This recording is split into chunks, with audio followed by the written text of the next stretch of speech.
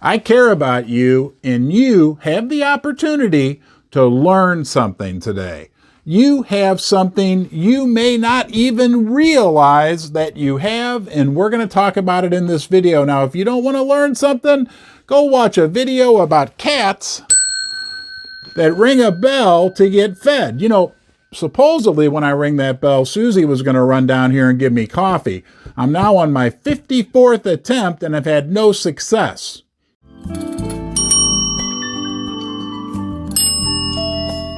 But let me ask you a question. Would you rather have this, a nice $100 bill, or would you rather have this, $100, 100 single dollars? Does it really make any difference to you? We're going to talk about that also in this video. Let's get started right now.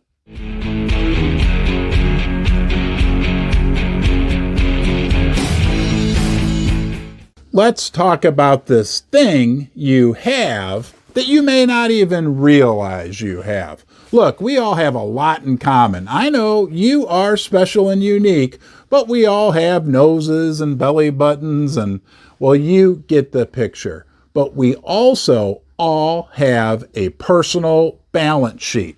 And that is so critical for you to understand. It's a key financial metric that you really need to understand. And I'm going to make it simple. Don't you worry. But also, companies have balance sheets. So if you own stock in any company, and you can have just a basic understanding, which you will have at the end of this video, it will help you in analyzing companies and realizing what you get when you put your hard-earned fiat money into a stock of a company. And maybe you're wondering, why is Ron qualified to teach me about balance sheets?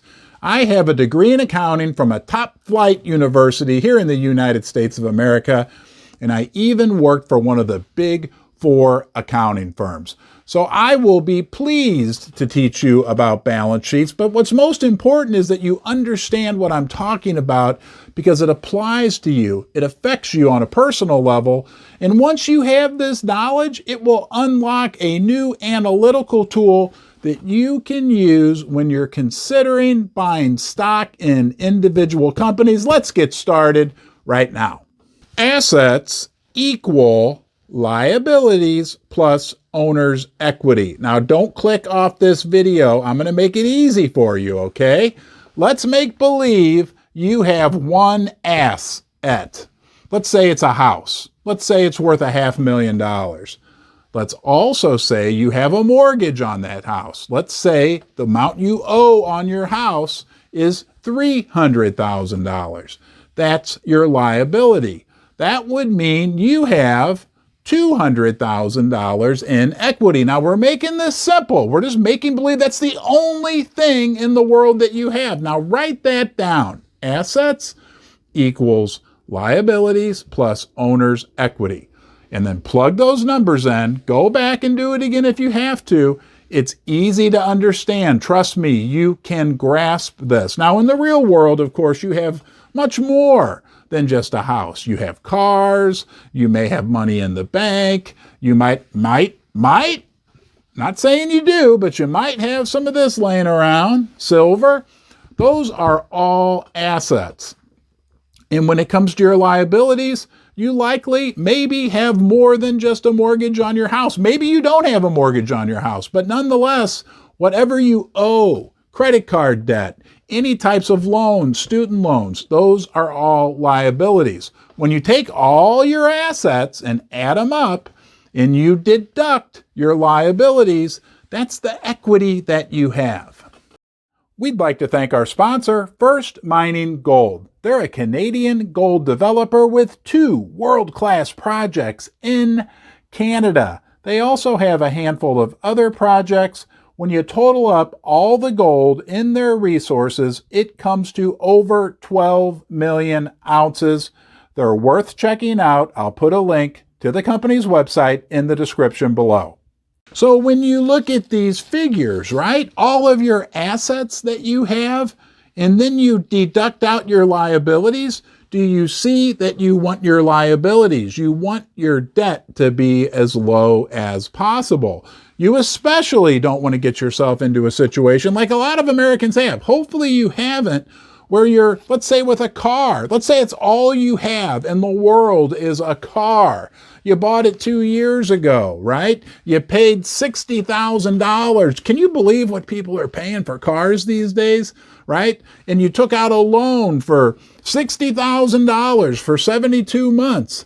Now that car's only worth, let's say, $40,000 or $30,000, but you still owe $50,000, you're upside down. Your debt, the amount you owe on that car, is greater than the value of that car.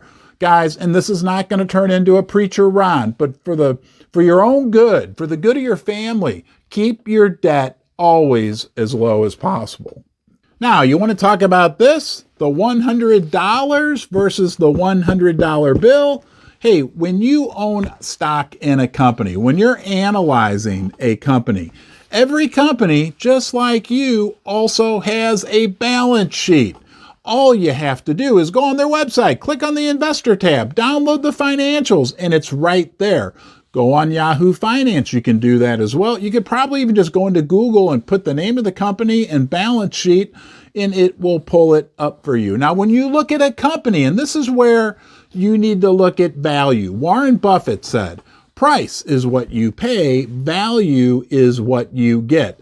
A company, and I'll just use a junior mining company as an example, a junior gold mining company. They're going to have assets, right? They're going to have their land. They're going to have their equipment. That's an asset. They're going to have cash, right? Maybe they own stock in other companies. That's an asset also. They'll have all their assets listed there for you. But just like you, they might have some debt. So you need to go down to the liability section. Now, I will tell you, a lot of the junior mining companies will have zero debt. But you want to make sure that the company you're investing in doesn't have a ton of debt, especially in a risky space like mining. Now, you look at all those assets and you're looking at them, and then you deduct the debt if there is any. What's left is the equity. Now, guys, that's what is owned by the shareholders, by the stockholders. That's called owner's equity. Are you ready for an example? And stay with me here, because this is where it can get very interesting and you can unlock a lot of potential value. Let's just have a company that has $100 million in assets, a junior gold mining company. And let's say they do have zero debt, okay? That means that there's $100 million in equity in the company. That's what the owners, that's what the stockholders have a claim on. So that would be what the stock's worth, right? No, wrong. That's why it's called a stock market. The market determines what that equity chunk is actually worth in the stock markets. It can be wildly higher than, in this case, that 100 million example that I gave, or, which is very common right now because junior mining stocks have been beaten down, it can be much lower. So you need to take a look and say, when I buy stock in the company for 10 cents or $10 or $100, what amount of assets am I getting per share? That's why it really doesn't matter if the stock is selling for $1 or $100 or even 10 cents.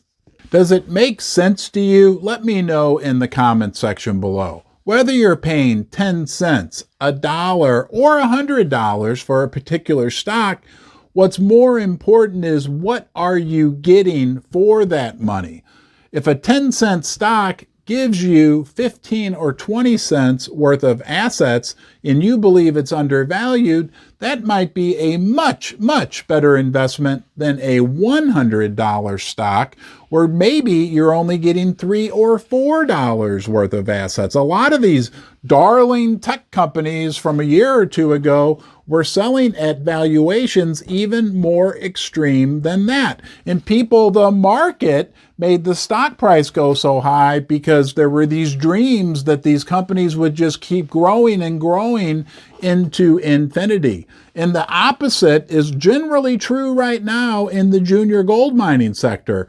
The market is so down, sentiment has been so bad that a lot of times when you put a dime into a stock, a 10-cent stock, you're actually getting 15 or 20 cents worth of assets. Now look, this is not financial advice. I really hope that you learned something from this. Watch the video again if you need to, or go search YouTube for other videos that describe the balance sheet. Because just like I said at the beginning, we all have noses, we all have belly buttons, and we all have assets and liabilities on a personal level. It's important for you to understand how this applies to you as well. Hey, thanks for joining me. I hope maybe you learned something. Maybe you got a little entertainment. Most important, be well, and I'll see you soon.